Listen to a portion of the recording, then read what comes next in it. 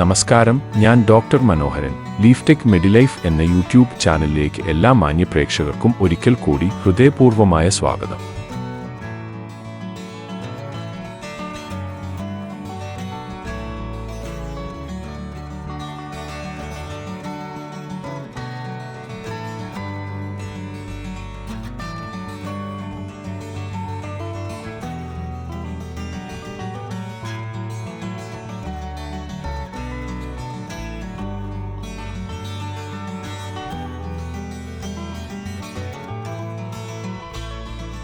ഇന്നത്തെ യാത്ര ആലപ്പുഴയ്ക്കാണ്. മഴക്കാലമായതുകൊണ്ട് ഇവിടെയൊക്കെ മഴയാണ് എന്ന് പറയേണ്ടതില്ലല്ലോ. മഴ കാരണം യാത്ര കുറച്ചു വൈകിയാണ്. എങ്കിലും അവിടെ എത്തുമ്പോൾ മഴ മാറി നിന്നാൽ മതിയായിരുന്നു. അതുകൊണ്ടാണ് പോകുന്ന വഴി ഷൂട്ട് ചെയ്യാതിരുന്നത്. അതിൻ്റെ ഒരു വിഷമം ഉണ്ടെങ്കിലും ഇവിടെ വന്നപ്പോൾ മഴയില്ല. ലൈറ്റ് കാര്യമായ പ്രശ്നം ഇല്ല. കൊള്ളാം എന്ന് വേണമെങ്കിൽ പറയാം. മുൻകൂട്ടി അറിയിച്ചതുകൊണ്ട് ഈ സ്ഥാപനത്തിൻ്റെ ഉടമസ്ഥനായ ദിനേശൻ സാറും ഇവിടെയുണ്ട്. അദ്ദേഹത്തെ കണ്ടതിനു ശേഷം ഗാർഡന്റെ വീഡിയോ ഷൂട്ട് ചെയ്തു. അല്ലെങ്കിൽ ചിലപ്പോൾ മഴയായാൽ പിന്നെ അത് നടക്കില്ല. അതുകൊണ്ട് അത് ആദ്യമേ തന്നെ ആകാം എന്നു വച്ചു. ഇവിടേക്ക് വന്നപ്പോഴാണ് ശ്രദ്ധിച്ചത്, കഴിഞ്ഞ ദിവസങ്ങളിലെ മഴ മൂലം ഈ ഗാർഡന്റെ കുറച്ചു ഭാഗത്ത് നല്ലതുപോലെ വെള്ളക്കെട്ടുണ്ട്. എങ്കിലും ചെടികൾക്ക് പറയത്തക്ക നാശം ഒന്നും സംഭവിച്ചിട്ടില്ല. എന്നാൽ എനിക്ക് അവിടേക്ക് പോകാൻ കഴിയില്ല. കാരണം വെള്ളക്കെട്ട് തന്നെ.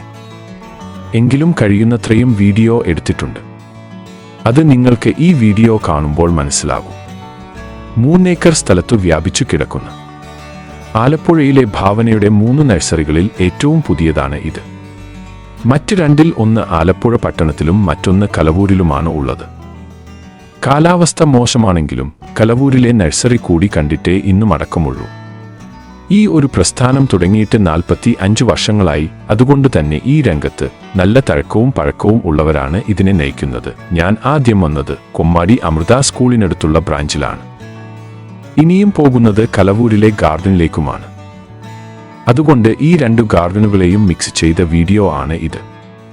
ഇവരുടെ കോൺടാക്റ്റ് നമ്പർ ഡിസ്ക്രിപ്ഷനിൽ കൊടുത്തേക്കാം. ചെടികളോ അതുമായി ബന്ധപ്പെട്ട മറ്റു സാധനങ്ങളോ ആവശ്യമുള്ളവർ ഇവരുമായി നേരിട്ട് ബന്ധപ്പെട്ടാൽ ആവശ്യമുള്ളവ കൊറിയറായി എത്തിച്ചു കൊടുക്കും എന്നാണ് അറിഞ്ഞത്. മഴക്കാലമായതുകൊണ്ട് പരിമിതമായ സമയവും പല ബുദ്ധിമുട്ടുകളും സഹിച്ചാണ് ഇപ്പോഴൊക്കെ വീഡിയോ ചെയ്യുന്നത്. അതുകൊണ്ട് വീഡിയോ ആദ്യം മുതൽ അവസാനം വരെ കാണുകയും ലൈക്ക് ചെയ്യുകയും സബ്സ്ക്രൈബ് ചെയ്തു പ്രോത്സാഹിപ്പിക്കുകയും വേണമെന്ന് ഒരിക്കൽ കൂടി ഓർമ്മിപ്പിക്കുകയാണ്. ഒരു കാര്യം ഉറപ്പാണ്, നിങ്ങൾ തേടിക്കൊണ്ടിരിക്കുന്ന ഏതെങ്കിലും ഒരു ചെടി ഈ നഴ്സറിയിൽ നിന്നും തീർച്ചയായും കിട്ടും. അക്കാര്യത്തിൽ എനിക്ക് ഒരു സംശയവുമില്ല. ഈ വീഡിയോ കുറച്ചു നീണ്ടതാണ്. എന്നിട്ടും അവിടെയുള്ള ചെടികളുടെയും കാഴ്ചകളുടെയും ചെറിയൊരു ഭാഗം മാത്രമേ ഈ വീഡിയോയിൽ ചേർക്കാൻ കഴിഞ്ഞുള്ളൂ. ഉള്ളത് ആദ്യാവസാനം വരെ കാണുമല്ലോ. ഇനി നേരെ വീഡിയോയിലേക്ക് പോകാം.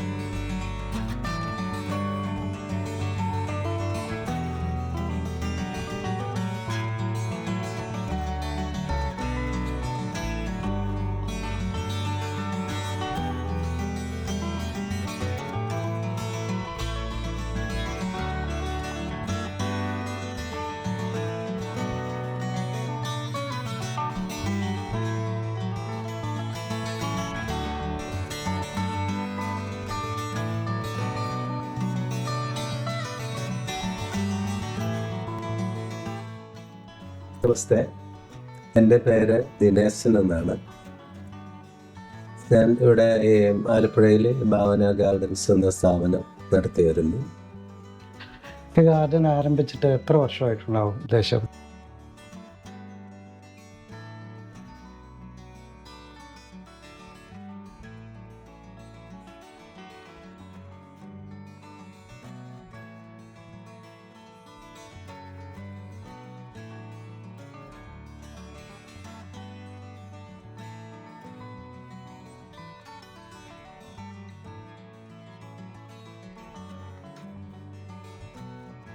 ഫലവൃക്ഷങ്ങൾക്കാണ് കൂടുതൽ പ്രാധാന്യം കൊടുക്കുന്നത്. കാരണം അത് ആൾക്കാർക്ക് പ്രയോജനപ്പെടുന്ന ഒരു ഗാർഡനേക്കാൾ ഉപരി ഫലവൃക്ഷ തൈകൾ മറ്റെല്ലാവർക്കും പ്രയോജനപ്പെടുന്ന ആയതുകൊണ്ട് അതിനാണ് കൂടുതൽ പ്രാധാന്യം കൊടുക്കുന്നത്. ഏറ്റവും 1981 മുതൽ നമ്മൾ ഈ രംഗത്ത് പ്രവർത്തിക്കുന്നുണ്ട്.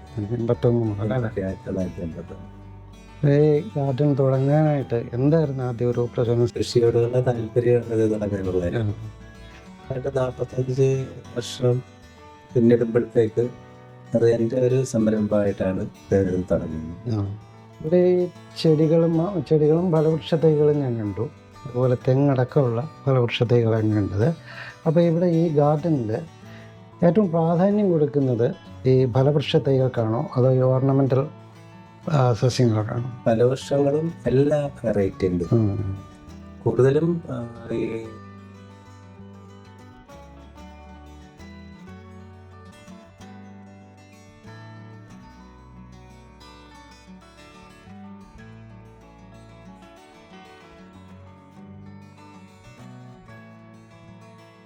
ഈ ഗാർഡനിൽ ഏറ്റവും പ്രിയപ്പെട്ട ഒരു ചെടി എന്ന് എടുത്തു പറയാൻ എന്തൊക്കെ ഏതെങ്കിലും ഒരു ചെടി നമ്മൾ കൂടുതലും ഈ മാവിനങ്ങൾ. ഇപ്പം ഒരുപാട് ഈ വിദേശ ഫലവൃക്ഷങ്ങളും മാവിനങ്ങളും ഒക്കെ ഇപ്പം ധാരാളമായിട്ട് ഇവിടെ സ്റ്റോക്ക് ഉണ്ട്. അതിൽ കൂടുതൽ ഈ മാവിനങ്ങൾ ഇപ്പം ഈ മിയാസാക്കി എന്ന് പറയുന്ന ഒരു ജപ്പാന്റെ ഒരു മാവിനം വികസിപ്പിച്ചെടുത്തിട്ടുണ്ട്. അത് ഞങ്ങൾക്ക് ഇവിടെ പിന്നെ സെയിലിനായിട്ടുണ്ട്. ഇത് ഇമ്പോർട്ട് ചെയ്യുന്നതാണോ? പുതിയ ഐറ്റംസ് ഒക്കെ ഇമ്പോർട്ട് ചെയ്യുന്നതാണ്. ഈ മാവിന് എന്താ പ്രത്യേകതയുള്ളത്? ഇത് ഏറ്റവും നല്ല ടേസ്റ്റുള്ള ഒരു മാവായിട്ടാണ് ഇപ്പോഴത്തേക്ക് പുതിയതായിട്ട് വന്നിരിക്കുന്നത്. എത്ര വർഷമൊക്കെ എടുക്കും ഇത് കായ്ക്കാൻ? ഈ ബഡ് ചെയ്തതും ഗ്രാഫ്റ്റ് ചെയ്തതായിട്ടുള്ള ഇനങ്ങളെല്ലാം കഴിയുന്നതും 1 വർഷം കൊണ്ട് തന്നെ ഇത് പൂക്കാൻ തുടങ്ങും. പിന്നെ മാവ് ഈ വൃക്ഷങ്ങൾ ഒരുമാതിരി പ്രായമായതിനു ശേഷം കായ്ക്കുന്നതാണ് കുറച്ചുകൂടി നല്ലത്. കൂടുതൽ കായ്ഫലം കിട്ടാനായിട്ട് അതായിരിക്കും.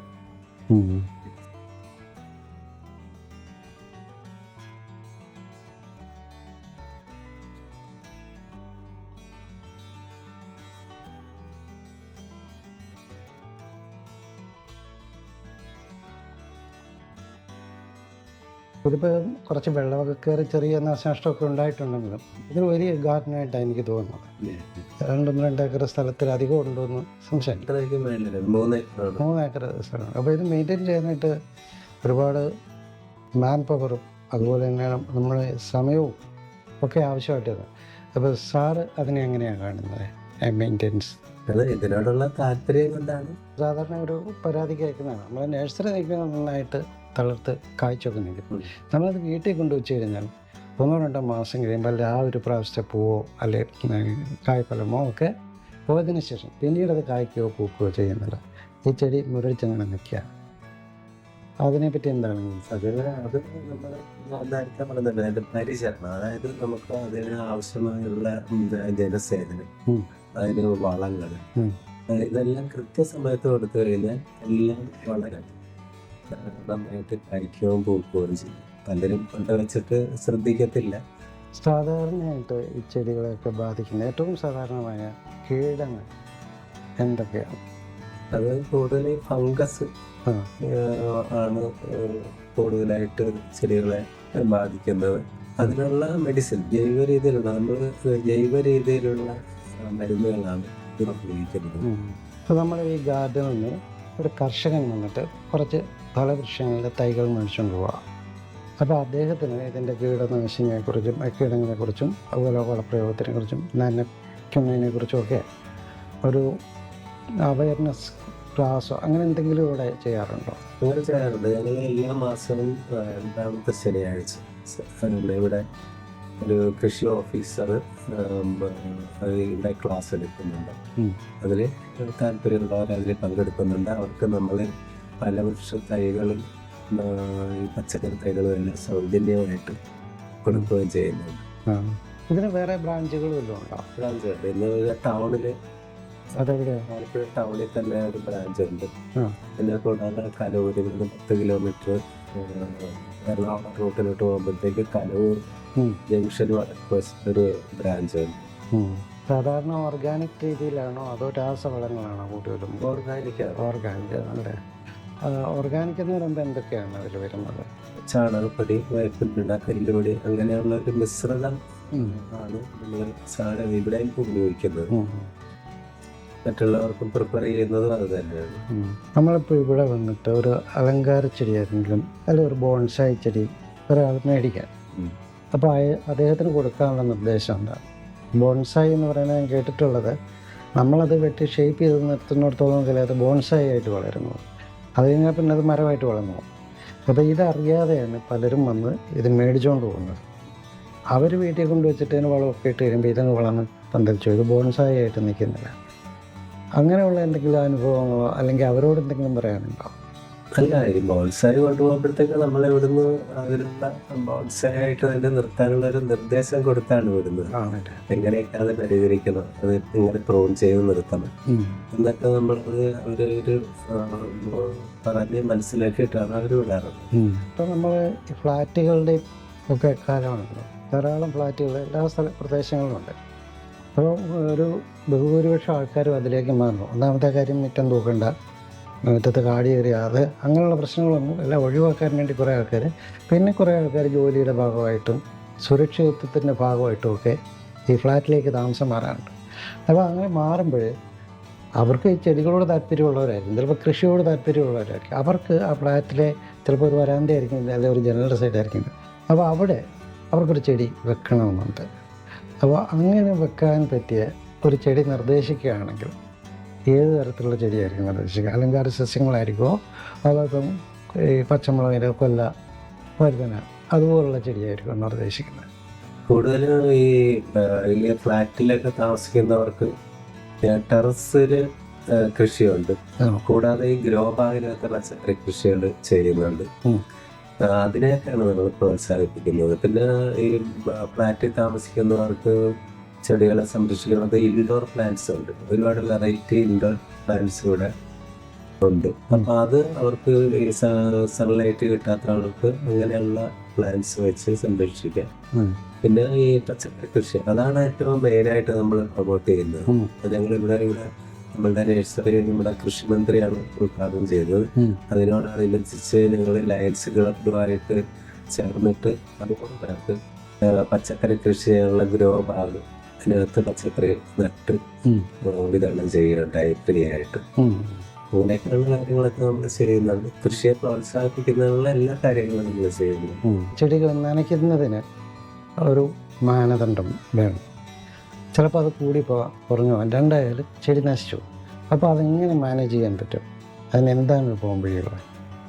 അതാണ്, ചെടിയോട് താല്പര്യമുള്ളവരാണെന്നുണ്ടെങ്കിൽ ഇതെല്ലാം നല്ല രീതിയിൽ വളർത്താനേ പറ്റുള്ളൂ. അപ്പം അതിൻ്റെ ഈ ഇൻഡോർ പ്ലാന്റ് വെക്കുമ്പോഴത്തേക്ക് അതിനെങ്ങനെ നനയ്ക്കണം, അത് എങ്ങനെ പരിചരിക്കണം എന്നുള്ള രീതിയിലെല്ലാം പറഞ്ഞു കൊടുത്തിട്ടാണ് നമ്മൾ ചെയ്യുന്നത്.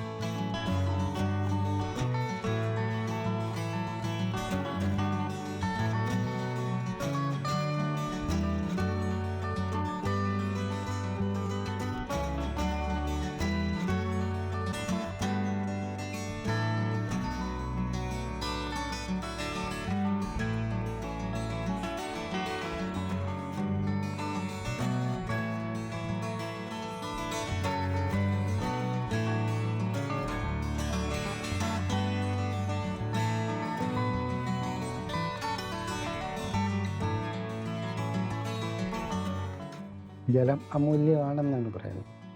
അങ്ങനെ അത് പാഴായി പോകാതിരിക്കുക അതുപോലുള്ള എന്തെങ്കിലും സംവിധാനമാണ് ചെയ്യുന്നത്. നമ്മൾ ഇവിടെ കുറച്ച് ട്രിപ്പ് റിയാക്ഷൻ ചെയ്തിട്ടുണ്ട്. ഉം. ഈ ബാക്കിയുള്ള ജോലിക്കാർ മോട്ടോർ വെച്ച് നനയ്ക്കുന്ന സംവിധാനമാണ് ചെയ്തിരിക്കുന്നത്. ഡ്രിപ്പ് ഇറിഗേഷൻ പോലെ തന്നെ പ്രധാനമാണ് മൾച്ചിങ് എന്ന് പറയുന്ന, അങ്ങനെ ഇവിടെ ചെയ്യുന്നുണ്ടോ? ഇല്ല, അത് കൂടുതലും പച്ചക്കറി കൃഷി ചെയ്യുന്നവർക്കാണ് മൾച്ചിങ് ഷീറ്റ് ഇട്ടിട്ട് പുല്ല് പിടിക്കാതിരിക്കാനുള്ള സംവിധാനം ചെയ്യുന്നത്. അത് നമുക്ക് നഴ്സറിക്ക് അതിൻ്റെ ആവശ്യമില്ല. അപ്പോൾ നനയ്ക്കുന്നതിനോ അല്ലെങ്കിൽ ഇതിൻ്റെ ഈ ചെടികളെ വളർത്തുന്ന എന്തെങ്കിലും സോഫ്റ്റ്വെയർ അല്ലെങ്കിൽ അതുപോലുള്ള എന്തെങ്കിലും നൂതനമായ സംവിധാനങ്ങൾ വല്ലതും ഉപയോഗിക്കുന്നുണ്ടോ? അങ്ങനെയൊന്നും അപ്ലൈ ചെയ്തിട്ടില്ല. നാച്ചുറലായിട്ടുള്ള കാര്യങ്ങൾ മാത്രമേ നമ്മളിവിടെ തൽക്കാലം അങ്ങനെ ചെയ്യുന്നുള്ളൂ. അതൊരു വല്ലാത്ത മഴയായിപ്പോയി ഈ വർഷത്തെ. ഇനി തുടരുന്ന 2-3 ദിവസം കൂടെ തുടരുമെന്നും വാർത്തകളിലും മാധ്യമങ്ങളിലൊക്കെ ഉണ്ട്. വേനലുണ്ടാകാം, മഴയുണ്ടാകാം, മഞ്ഞുകാലം ഉണ്ടാകാം. ഈ കാലത്തൊക്കെ ഇത് മാനേജ് ചെയ്യുക എന്ന് പറഞ്ഞാൽ വ്യത്യസ്തമായ രീതിയിലായിരിക്കും. ഇപ്പോൾ ഈ മഴക്കാലം ഇവിടെ ഇപ്പോൾ അധികമായിട്ട് മഴ പെയ്തു, തറയിലെല്ലാം വെള്ളം കെട്ടി നിൽക്കുന്നുണ്ട്. അതുകൊണ്ട് ധാരാളം ചെടികൾ നശിച്ചു പോകാനുള്ള സാധ്യതയുണ്ട്. അപ്പോൾ ഇതിന് എന്തെങ്കിലും ഒരു പ്രതിവിധി കണ്ടിട്ടുണ്ടോ? ഇപ്പം നമ്മൾ ഈ നഴ്സറി ഇപ്പം തുടങ്ങിയിട്ട് ഒരു 3 മാസമായിട്ടുള്ളൂ. അപ്പോഴത്തേക്ക് നല്ല അന്തരീക്ഷമുള്ള സമയത്താണ് തുടങ്ങിയത്. പക്ഷെ ഇപ്പോൾ മഴക്കാലം വന്ന ഇച്ചിരി ബുദ്ധിമുട്ടുണ്ട്. അപ്പം അതിൻ്റെ ഈ മഴക്കാലം കഴിയുമ്പോഴത്തേക്ക് അത് നല്ല രീതിയിൽ അടുത്ത മഴക്കാലത്തേക്ക് വെള്ളം കെട്ടാതിരിക്കാനുള്ള സംവിധാനങ്ങൾ ചെയ്യണം. എന്നാലേ ഇത് നല്ല രീതിയിൽ പോകാനൊക്കെ. മത്സ്യകൃഷി വ്യാപകമാണ്. അതിനോടനുബന്ധിച്ച് തന്നെ ഹൈഡ്രോപോണിക്സ്, ഇൻഡോർ പ്ലാന്റുകൾ, അതിന് പറ്റിയ ചെടികളും അതിന് വേണ്ട ഉപദേശങ്ങളും ഒക്കെ ഇവിടെ നിന്ന് ലഭിക്കാറുണ്ട്. അവിടെ കിട്ടുമോ? ഇല്ല, അങ്ങനെയുള്ള ഒന്നും ഇവിടെ തുടങ്ങിയിട്ടില്ല. ഫലവൃക്ഷ തൈകൾക്ക് ക്ലോണിങ് അല്ലെങ്കിൽ ഗ്രാഫ്റ്റിംഗ് പോലുള്ള അത് ഫലപ്രദമാണോ? തീർച്ചയായിട്ടും പല വർഷം ക്ലോൺ ചെയ്ത് നിർത്തിയാലേ കൂടുതൽ കായ്ഫലങ്ങൾ ഉണ്ടാകാറുള്ളൂ. അതിനുള്ള നിർദ്ദേശങ്ങളൊക്കെ കൃഷിക്കാർക്ക് കൊടുക്കാറുണ്ട്. ഇവിടെ ഇപ്പം നാടൻ ചെടികൾക്കാണോ അതോ വിദേശത്തു നിന്ന് വരുന്ന ചെടികൾക്കാണോ നമ്മൾ കൂടുതൽ പ്രാധാന്യവും വിപണനവും സാധ്യതയും ഉള്ളത്? അതൊക്കെ ഓരോരുത്തരുടെ ടേസ്റ്റ് അനുസരിച്ചാണ്. ചിലർക്ക് പുതിയ പുതിയ ചെടികൾ വേണം, ചിലർക്ക് പഴയ ചെടികൾ വേണം. പിന്നെ പല അഭിപ്രായമുള്ള ആൾക്കാരാണ് ഇവിടെ വരാറുള്ളത്. പക്ഷെ എല്ലാവർക്കും വേണ്ട ചെടികൾ എല്ലാം ഞങ്ങൾ ഇവിടെ കളക്ട് ചെയ്യുന്നുണ്ട്. 40 വർഷം അല്ലേ?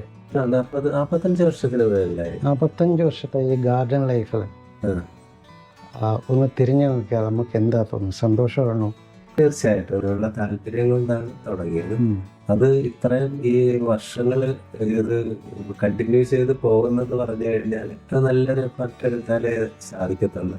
അതിനോടുള്ള താല്പര്യം ഉള്ളതുകൊണ്ടാണ് ഇത്രയും വർഷം നമുക്ക് പിടിച്ചു വയ്ക്കാൻ സാധിച്ചത്. ഇത്രയും വർഷത്തെ എക്സ്പീരിയൻസ് നമുക്ക് കിട്ടിയ ഏറ്റവും മികച്ച ഒരു അറിവിനെ പറ്റി പറയാമോ ഈ ഗാർഡൻ ലൈഫിൽ? ഗാർഡൻ ലൈഫിൽ എല്ലാവർക്കും ഗാർഡനിങ്ങിനോടും കൃഷിയോടും ഒക്കെ താല്പര്യമുള്ളവരാണ്. അപ്പോൾ അതുകൊണ്ട് തന്നെ ഇപ്പം തൈകൾ വന്നോ, തൈകളും വിത്തുകളും വന്നോ വാങ്ങിച്ചുകൊണ്ട് കൃഷിയിലോട്ട് എല്ലാവരും ഇറങ്ങുന്ന അതൊരു സന്തോഷമുള്ള കാര്യമാണ്. നമ്മുടെ നല്ല ജൈവ രീതിയിലുള്ള കൃഷികൾ ചെയ്ത് ജൈവ വളങ്ങളൊക്കെ ഉപയോഗിച്ച് കൃഷി ചെയ്ത് അതിൽ നിന്ന് കിട്ടുന്ന വിഷരഹിത പച്ചക്കറി ഉപയോഗിക്കുന്നത് എല്ലാവർക്കും ഒരു നല്ല കാര്യം തന്നെയാണ്. എല്ലാവരുടെയും ഉള്ളിൽ ഒരു കർഷകൻ, പക്ഷെ അത് സമയക്കുറവ് കൊണ്ടും മറ്റ് സാഹചര്യങ്ങൾ കൊണ്ടും അവർ ശ്രദ്ധിക്കുന്നില്ല. അതൊരു വലിയ കാര്യം തന്നെയാണ്. വേറെ ഗാർഡനിലൊക്കെ പോകാറുണ്ടോ? കാണുന്നുണ്ട്, എല്ലാ സ്ഥലത്തും പോകാറുണ്ട്. അപ്പോൾ അവിടെ പോകുമ്പോൾ അതിൽ കണ്ടിട്ടുള്ള ഏറ്റവും മികച്ച ഒരു കാര്യം അതെന്തായിരിക്കും? മികച്ച കാര്യം എന്ന് പറഞ്ഞാൽ നമ്മുടെ ഇവിടെ ഇല്ലാത്തതോ അല്ലെ നമ്മൾ പകർത്താൻ ആഗ്രഹിക്കുന്നതും മറ്റേതെങ്കിലും നഴ്സറികൾ കണ്ടിട്ടുണ്ടോ? എല്ലാ സ്ഥലങ്ങളിലും പോകാറുണ്ട്. ഈ പ്ലാന്റ്സ് എന്ന് പറഞ്ഞു കഴിഞ്ഞാൽ ഇപ്പൊ നമുക്ക് ആന്ധ്രാപ്രദേശിൽ നിന്നാണ് കൂടുതൽ ഗ്രാഫ്റ്റ് ചെയ്ത ഐറ്റംസ് ഒക്കെ കൂടുതലും വരുന്നത് അവിടെ നിന്നാണ്. പിന്നെ പൂനെയിൽ നിന്ന് വരുന്നത് ഇൻഡോർ പ്ലാന്റ്സ് എല്ലാം പൂനെയിൽ നിന്നാണ് വരുന്നത്. പിന്നെ തിരുവനന്തപുരത്ത് നഴ്സറികളുണ്ട്, മണ്ണുത്തിയിലുണ്ട്.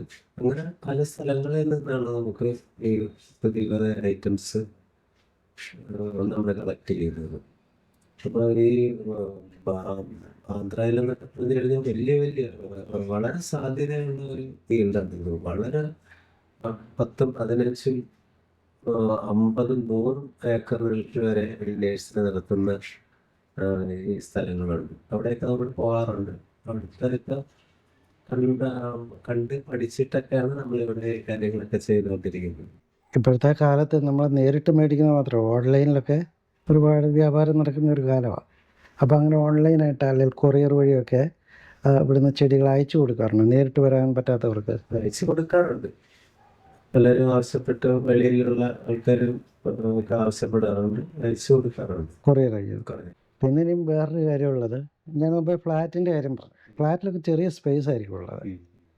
ചിലപ്പോൾ ടെറസ് പോലും അവർക്ക് കിട്ടത്തില്ല. ഒരു ജനലിൻ്റെ സൈഡിലായിരിക്കും, അല്ലെങ്കിൽ ഒരു കുഞ്ഞ് വരാന്തായിരിക്കും, അല്ലെങ്കിൽ അവരുടെ ഏതെങ്കിലും ഒരു മുറിയിലായിരിക്കും, ഒരു ചിലപ്പോൾ ബെഡ്റൂമിലായിരിക്കും. അങ്ങനെ വെക്കാൻ പറ്റിയ ഒരു ഗ്രൂപ്പ് ഓഫ് പ്ലാന്റ്സ് ഉണ്ടോ ഇവിടെ? ഉണ്ട്. ഫോട്ടോ എടുത്തില്ലേ, അതിൻ്റെ അകത്ത് ഇൻഡോർ പ്ലാന്റ്സിൻ്റെ ആ ഒരു ഏരിയയാണ് കാണുന്നത്. കാണുന്ന മൊത്തം ഇൻഡോർ പ്ലാന്റ്സ്. ഇൻഡോർ പ്ലാന്റ് വളർത്തിയാലും അത് ഇടയ്ക്ക് എടുത്ത് ഒരാഴ്ച 1.5 ആഴ്ച കാലമൊക്കെ വെയിൽ കൊള്ളിക്കണമെന്ന് പറഞ്ഞു കേൾക്കാറുണ്ട്. അത് എത്രത്തോളം സത്യമാണ്? കുറച്ച് അതാണ് ഈ ചെടികൾക്ക് വളരാനുള്ള ഒരു അന്തരീക്ഷം കിട്ടണം. കാരണം ഒരു മുറിയിൽ തന്നെ അടച്ചു വെച്ചിരുന്നു കഴിഞ്ഞാൽ കുറച്ച് ദോഷം വരും. അപ്പൊ അത് ഇടയ്ക്കൊക്കെ എടുത്ത് വെളിയിൽ വെച്ച് പരിഹരിക്കുന്നത് നല്ലതായിരിക്കും. ഇതൊരു പ്രതിസന്ധിയാണ്, ഇത് വല്ലാത്തൊരു പ്രതിസന്ധിയാണ്. അത് നമുക്ക് അതായിട്ട് പറയാൻ പറ്റത്തില്ല. അപ്പൊ അത് നമ്മുടെ കുഴപ്പമല്ല. നമ്മള് ഇത് തെരഞ്ഞെടുക്കുമ്പോഴത്തേക്ക് വെള്ളക്കെട്ടൊന്നുമില്ലാത്ത ഇത് അല്ല, അങ്ങനെ ഒരു പ്രശ്നത്തെ ഇതിനു മുമ്പ് നേരിട്ടിട്ടില്ല. മറ്റു പലരും ഇത് നേരിട്ടിട്ടുണ്ടാകത്തില്ല. ഇങ്ങനെ ഒരു വെള്ളക്കെട്ട് വന്നാൽ അതിനെ അതിജീവിക്കുക എന്നുള്ളത് നമുക്ക് ആദ്യത്തെ അനുഭവം ആയതുകൊണ്ട് കുറച്ച് വീഴ്ചകൾ വരും. ഭാവി പരിപാടികൾ എന്തൊക്കെയാണ്? വലിയ രീതിയിൽ ആൾക്കാർക്ക് എല്ലാ ഐറ്റംസ്, എല്ലാ ഫലവൃക്ഷ തൈകൾ കൊടുക്കുക എന്നുള്ളതാണ് ഞങ്ങളുടെ ലക്ഷ്യം. ഏറ്റവും നല്ല രീതിയിൽ തന്നെ സ്ഥാപനം മുന്നോട്ട് കൊണ്ടുപോകുക എന്നുള്ളതാണ്. അതെ, ഞങ്ങൾ ഇപ്പം കുറച്ചുകൂടി ഉള്ളിലോട്ട് മാറി കുറച്ച് കൂടുതൽ ഏരിയ എടുത്ത് പ്രൊഡക്ഷൻ കുറച്ചുകൂടി വിലപ്പെടുത്താനുള്ള ഇത് ചെയ്തുകൊണ്ടിരിക്കുകയാണ്. ഇനി ഒരു സ്വകാര്യ ചോദ്യമാണ്. ഈ ഗാർഡൻ ലൈഫ് സാറിൻ്റെ ജീവിതത്തിൽ എന്തൊക്കെ മാറ്റങ്ങളാണ് കൊണ്ടുവന്നത്? ഞാൻ ചെറുപ്പത്തിൽ തന്നെ ഇതിലോട്ട് വന്നതാണ്. ഞാൻ പറഞ്ഞില്ല, 1980 കൂടിയൊക്കെയാണ് ഞങ്ങളിത് തുടങ്ങുന്നത്. അപ്പം ചെറിയ പ്രായത്തിൽ തന്നെ ഇതിലോട്ട് വന്ന് അതിൻ്റെ ഒരു സംതൃപ്തി ഇപ്പോഴുണ്ട്. ഈ നഴ്സറി ഏറ്റവും നല്ല, ഇപ്പം നിങ്ങൾ തന്നെ ഇവിടെ വന്ന് ഇതിൻ്റെയൊക്കെ ഫീൽ ചെയ്യാനായിട്ട് വന്നതിൻ്റെ ഒരു നല്ല സ്ഥാപനമായി ആയതുകൊണ്ടാണ്. അതിൻ്റെ ഒരു സംതൃപ്തി, നല്ല രീതിയിൽ നടത്തുന്നു, ജനങ്ങൾക്ക് പ്രയോജനപ്രദമായുള്ള കാര്യങ്ങൾ ചെയ്യുന്നു എന്നുള്ള ഒരു സംതൃപ്തി. അതിന് ഏറ്റവും വലിയ കാര്യം. അതാണ് ഏറ്റവും വലിയ. ഇപ്പോൾ സാറിൻ്റെ ഈ ഉച്ചസമയത്ത് ഭക്ഷണം പോലും കഴിക്കാതെ ഞങ്ങളോട് സഹകരിച്ചതിൽ വളരെ നന്ദിയുണ്ട്. ഓക്കെ.